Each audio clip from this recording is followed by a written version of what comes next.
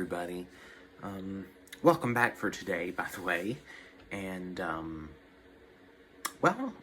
it's good to see everybody back again. The last 2 weeks, there was a lot going on, so, it's nice to be back, and now that I've been back in school for a week, I was able to go back to school a little later than most kids would, That's usually just what we do because I'm homeschooled, it helps me adjust more, especially since, in the last few decades of education, kids in public school have gone back earlier and earlier, when, some of their summer was, cut off, It's at least what it seems like. But anyway, I'm here today for our next one. This one's called Absolute Chaos, which we'll see what this is about. This could be a lot of things. When I was in middle school, my brother, my best friend, and I decided to start a band.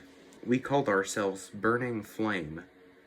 One day we knew we would be the next Mercy Me or Casting Crowns, so we decided to write our first song. It was appropriately named Absolute Chaos.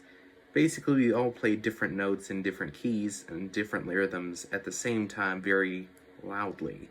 Our parents graciously recorded this premiere performance, and we were quite proud of it. We watched this video many times, and we still have it today. The only problem was that we were terrible. However, all of us took lessons and improved greatly over the next few years. We continued to play together and actually became part of the youth praise band at our church. We had a blast playing every Wednesday for the youth service, and were actually pretty good. The key was personal growth in music. Our passage tells us to grow in the grace and knowledge of the Lord. Just as we grow physically and work to grow intellectually or musically, we must grow spiritually too. Our growth in music is required consistent practice, and there were times when we felt like quitting, but practice brought improvement.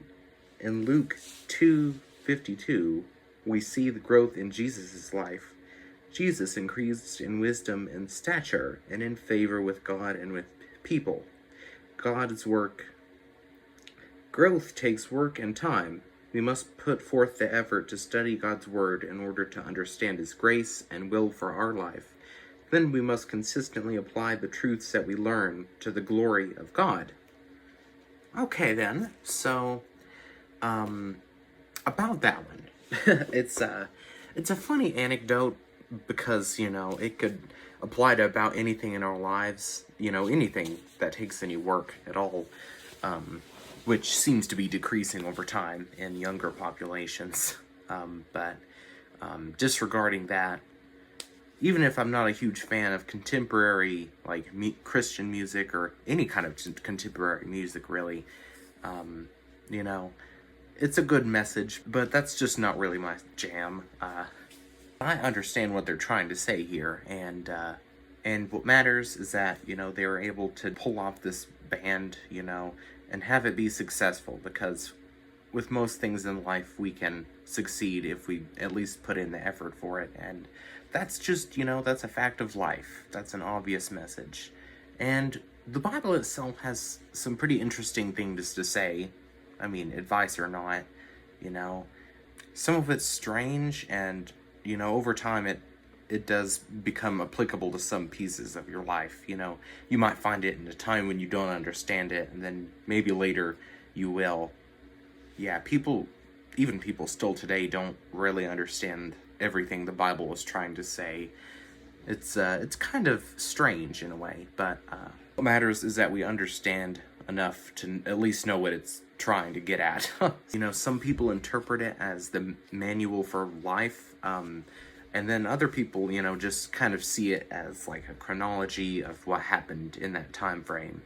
But however you view it, it does still have some interesting points and historical value. So thank you everybody for watching and listening, I suppose. It was good to see you guys again after a while, and I'll see you again tomorrow. Bye-bye.